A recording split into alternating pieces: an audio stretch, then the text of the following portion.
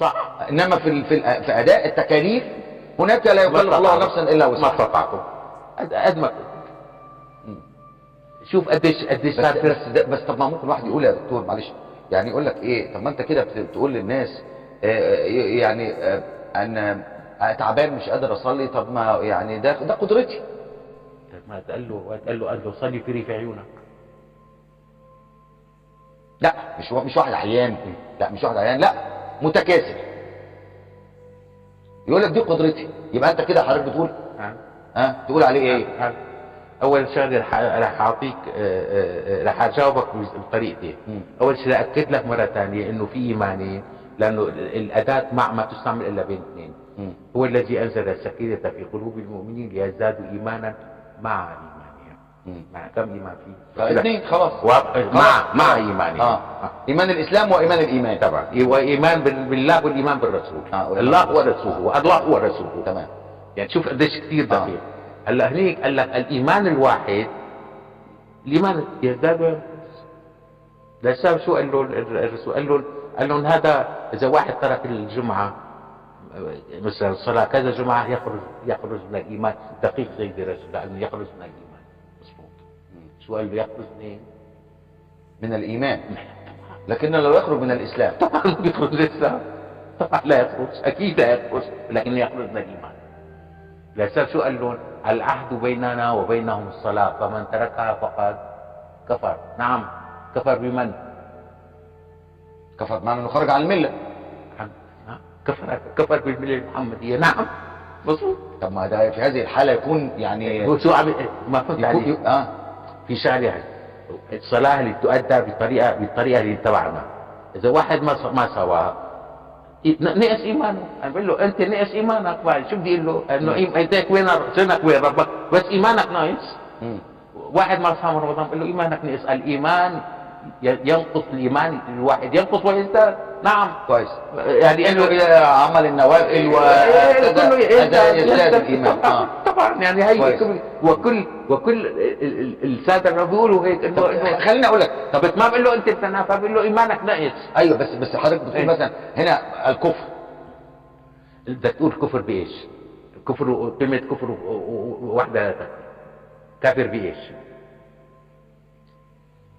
لا يعني لو واحد ما صلاش، يبقى في هذه الحاله هو خرج عن الايمان، يبقى في هذه الحاله ايه؟ ايمانه نقص اذا كان ما صلى عم يصوم. طب بس ده من الاساسيات. لان شو بيقولوا عنه الناس؟ بيقولوا فاسق. لا يعني في بعض الاحيان بيقول لك عاصي، وفي بعض الاحيان بيقول لك انا بقول لك نقص ايمانه. انا بقولوا نقص ايمانه. طب بعض الناس بيقول لك ده يخرج من المله وبالتالي يبقى كافر، وبالتالي يحق عليه الحد. نقص ايمانه وحسابه على الله. انا بعمل لك نقص ايمانه، ولا بقول لك زي بعض ما نقص ايمانه وحسابه على الله، ما لي اي دعوه عليه. ان يكون كل من في الارض مؤمنين، هذا مستحيل لقوله تعالى ولو شاء ربك لآمن من في الأرض كلهم جميعا أفأنت عمك على النبي محمد تكره الناس حتى يكونوا مؤمنين وما أكثر الناس ولو حرص بمؤمنين. صدق الله العظيم. أتباع سيدي رسول الله لا نشيد بالنية. صح، صدق الله العظيم.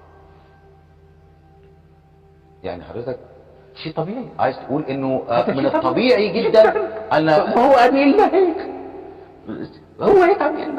وأوحي إلي هذا القرآن لأنذركم به ومن بلغ، بهذه البساطة. اثنين كمان سيدي رسول الله بالنسبة للشعائر كثير شغلة مهمة سواها، كثير شغلة مهمة. لم يستعمل السلطة في الشعائر. يعني ما جاب واحد أن يشوفوا لي ما عم يصلي وإجا حاكموا وعاقبوا. ما حصل شيء. ده مش في كلام انه اطفال لو كنت قال له كان يستعمل الترغيب والترهيب بس. يعني انه كنت ان احرق بيوتهم، انتم كذا وانتم كذا، بس السارق عاقبه. يعني طبق القانون على السارق، لان دي اعم واشمل. دي لانه دي حرق مجتمع هي. اما الشاعر كثير دقيق. رسول الله لم يستعمل السلطه في الشعائر. كثير دقيق الكلام. السلطة ما استعملها. يعني ما قال لهم شوفوا لي مين مصايم وبشوف. روحوا شوفوا الناس مين مصايم جيبوه. ما حصل. وانا بتحدى يقولوا لي اذا شيء حصل او اقام عقوبه على حد ترك الشعائر الا الترغيب والترهيب. انت هي لربنا، انت بدك شو بدك تصلي نفاق؟ يعني انه والله بجيب شيء غصب عن نفسه بصلي نفاق. هو ما بده هيك. للسبب هي شغله يعني فصل السلطه. الان كل اهل الارض هيك يا استاذ يا استاذ جمال، كل اهل الارض فاصله السلطه عن الشعائر وعن الدين. وانتبه انا دقيق الكلام، كل اهل الارض فاصلين السلطه عن الشعائر. كل اهل الارض فاصلين السلطه عن الشعائر. عن الشعائر مفتوح، ما لها علاقه فيها، لانه ما ممكن انا اصوم يعني بخوف من السلطه او هذا شو الصوم؟ هذا مساله ما ممكن يعني بين الانسان وربه عقيديه يعني ما بدي اقول انه سيدي رسول الله. هنا لما يجي حد يقول مثلا طيب ما انا عايز احث الناس على الالتزام، وان اذا الناس تركت لهم الحبل على الغارب، تركت لهم الحبل على الغارب هيميلوا الى التهوين وكذا. فمن الافضل ان انا يعني اقول لهم خلي بالك خلي بالك خلي بالك، وان الله لا يزع بالسلطان ما لا يزع بالقضاء. تحثهم بس مو في السلطه. لا، السلطه ما لها علاقه. ما في شيء انه استعمال القوه. السلطه يعني انه انت ما صليت بديك مشاكل، انت بدي اعمل لك هيك، انت بدي اسوي لك، انت ما هذا بالسلطه ما دخل. وسيدي رسول الله ما استعمل السلطه. انا بدي اكرر، رسول الله مع انه هدول الشعائر هي خصوصياته ما استعمل السلطه فيها. بينما استعمل السلطه للزنا، واستعمل السلطه للسرقه طبعا استعمل، بس قالوا له هون لا، قالوا هي ما بتزبط. شو بصير الناس بتنافق، الناس بتصير لا ما بدي اياها تنافق، بدي اياها تكون هي من نفسها تساويها. فهي هو كمان، وانا هون عم بقول انه هذه احد الامور اللي اخذتها الدول المعاصره من رسول الله، من رسول الله اخذتها، انه فصلت السلطه عن الشعائر. وهي اتباع السنه النبويه في الدوله. استنى بس عشان هذا دخلنا بقى في سكه جديده خالص.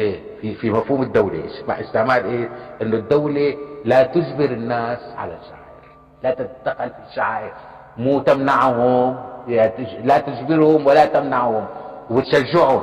يعني اذا سووا تشجعهم بس ما تمنعهم. كويس ده في الشعائر. ولكن حضرتك بتقول السلطه والدين والسلطه والشعائر، او الدوله والشعائر. الدوله انا عم بحكي عن الشعائر بالذات اللي هو الفرع الثالث. واضح كلامي تماما. كويس.